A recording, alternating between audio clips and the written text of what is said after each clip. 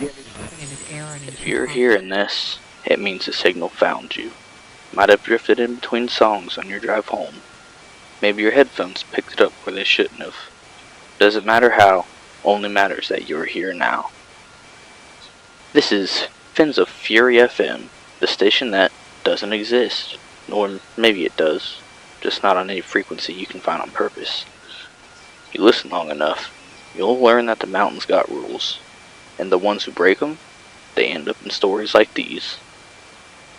Tonight, we're tuning into 3 Appalachian tales, a tree that remembers your name, a ghost who never stopped walking home, and a thing in the fog that don't blink, don't breathe, and don't stop watching. You ever walk through the woods and feel like the trees are looking at you? Like something was leaning in, listening to everything you're doing. Well, our first tale tonight comes from a little patch of forest that got carved out of the world. A place that keeps what you leave behind, and doesn't much like to be forgotten. I come from a place where the fog don't rise, it settles, low and heavy. Back behind the schoolhouse, past the rusted fence where the woods start thick, there's a spot none of us was supposed to go. Grown folks didn't say why, just avoided talking about it. There was an old chain-link fence, rusting into the ground behind the ball field. Beyond it, nothing but trees, thick and still like they was holding their breath. Me and Levi used to meet up after class and dare each other to cross it. He was my best friend. Skin and bones, dirt always under his nails, and he had that permanent squint like he was always trying to see something no one else could. Folks called him odd, said he had too much imagination, not enough sense. But he was kind. He'd wait on me when I got winded running up the hills. He once traded his lunch for an inhaler for my sister's asthma when she forgot hers. So when he told me there was something in them woods, I believed him. One day, after school, Levi pushed the fence open where it'd come loose at the bottom. Said he found something, needed me to see it. We walked maybe 10 minutes, past rotted stumps and rock piles shaped like they'd been stacked on purpose. Then we hit the clearing, and it was there, a witch tree. Tall, split down the middle like the bark had cracked open from the inside, darker than the others, even in daylight.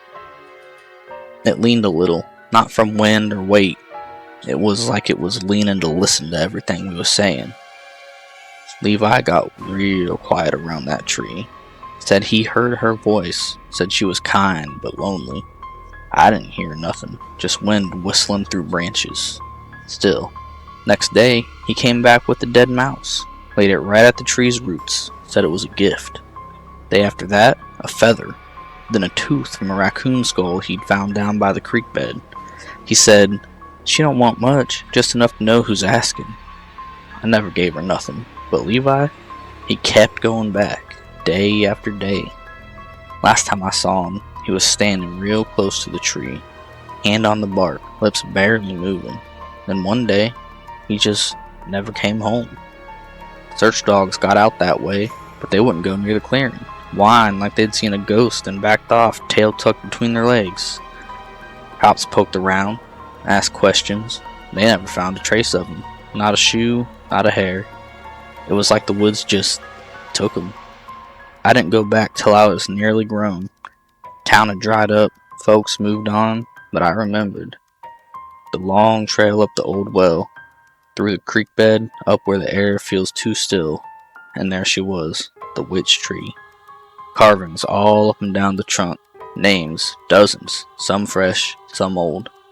And at the bottom, near the roots, I found Levi's, and right below it, still fresh, was mine.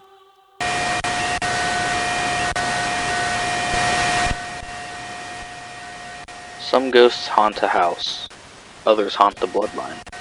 What if the promise you break ain't yours but your family's?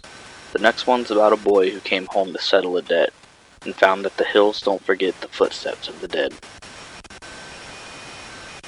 When Pappy died, they said he left the house to me. Not the land and not the money, just that house up on Birch Ridge. I hadn't seen it since I was 11. Back then, I used to spend summers with him. hot nights full of lightning bugs and stories that crawled under your skin. He was a coal miner, same as his daddy and his daddy before. Walked with a limp, always smelled like wood smoke and ash, but I loved him. Scared me sometimes, sure, but I loved him. I came back that spring after he passed. Figured I'd clear the place out, maybe sell it. Cabin looked smaller than I remembered.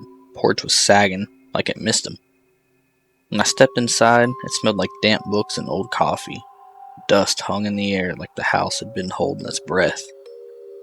I saw the armchair where he used to sit, the wood stove, the cracked photo frame of my mama on the shelf, and for a second, I almost called out to him. Next morning, just after the sun broke through the fog, someone knocked. Old man named Clyde lived a few houses over. "Didn't think any would come back," he said. He handed me a mason jar full of shine like it was a rite of passage. Then he looked me square in the eye. "Keeping the place?" I shrugged. "For now." He nodded, slow, then added real quiet like, "Don't speak his name after dark. Don't go down in that cellar. If you hear boots walking, when there ain't nobody there, don't answer the door." I laughed a little, thought he was just being superstitious, but he didn't laugh back. "Oh, Pappy don't sleep," he said. "Not yet." I spent that day cleaning up the place. Found one of his flannel shirts still hanging behind the door. It smelled like sweat and cedar and smoke. There was a stack of letters on the table, unsent, all addressed to me. "Come home, boy," one of them said. "Time's getting short." That night, I couldn't sleep. Every time the wind hit the windows, I swore I heard his voice. Sometime after midnight, I heard the boots. Just 2 steps, right above the old cellar door under the kitchen floor. I froze, waited, then nothing. Silence again. Next morning, I found coal dust, just a few smudges by the trap door, and I remembered the cellar. Pappy used to tell me not to go near it, said the mine ran underneath, said there was things down there older than the coal. That night, I dreamed I was in the mine. Heard him breathing beside me. Couldn't see him, just the light from a flickering lantern ahead. He said real slow, "I was supposed to come home." Third night, trapdoor was open. I didn't leave it that way. I stood at the top of the stairs for a long time. Couldn't see the bottom. Just blackness. I should have walked away, but I didn't. The air down there was thick, wet, smelled like earth and old iron. And at the end of the tunnel, he was standing there. Not whole, not alive, just boots and shadow. That cold, dusted grin I remember from when I was a kid. "You left me down here," he said. "You said you'd come back."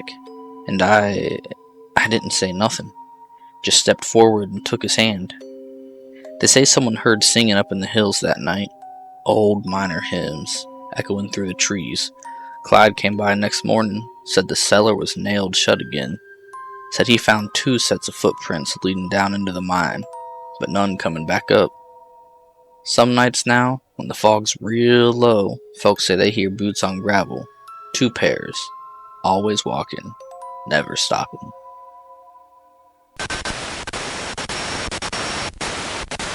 They call it an omen, a warning, but I think Mothman's more than that. I think he's a question, the kind you can only ask once, and if you don't like the answer, well, maybe you shouldn't have looked into those eyes in the first place. There's a fire tower on Collier's Ridge. Don't show up on modern maps, but it's still there, still standing. Back in the 90s, my cousin Jared took a seasonal job watching it during storm season. Logging weather, watching for wildfires, reporting hiker activity. 5 days on, 2 days off. That was the rhythm. No backup, no visitors, just sky, wind, and the hum of the radio. First 2 nights, Jared checked in like clockwork. Third night, nothing. Rangers figured the radio'd cut out, maybe a power issue. Fourth night, he finally called in, but he was late.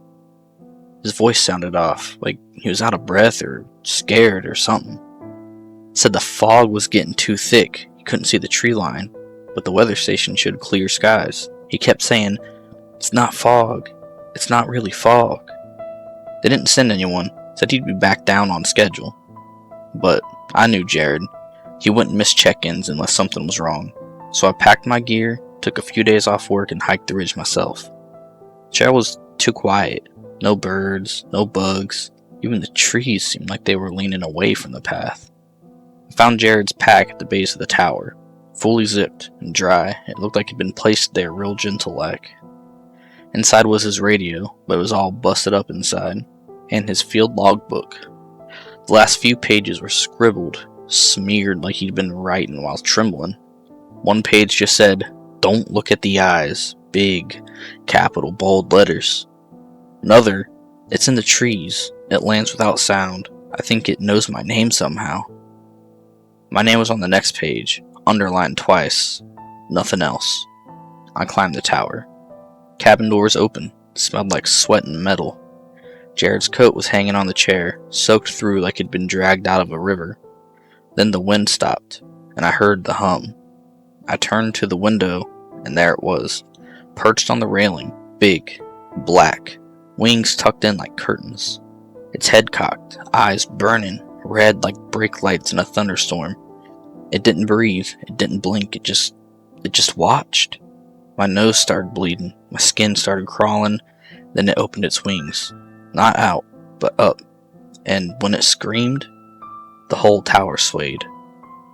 I woke up in a creek 10 miles from the ridge, clothes ripped, eyes bloodshot. Took 2 days for the rangers to find me. I was talking nonsense, humming static, repeating Jared's name. They never found Jared, just his notebook and one feather, black, long as my forearm, lighter than paper. They tried to burn it, but the smoke smelled like ozone and metal, something wrong. I don't go into the woods no more, but when the storms roll in, I still hear that hum, and it feels like it's in my teeth. The tape clicks, the voice cuts out, but the signal keeps humming. Maybe you'll hear it again when the house goes quiet, when the air gets too still, when the lights flicker once, just once, and you convince yourself it was nothing. We don't come from the mountains, we don't come from towers, we come from between sleep and static, between headlights on an empty road, between the voice in your headphones and the one that isn't quite coming from the show you've got playing. That's where I am. That's where I've always been. Just waiting for the moment you slip and fall into our frequency. This was FinsOfFury FM. If you're hearing me now, you've already been tuned in longer than you think.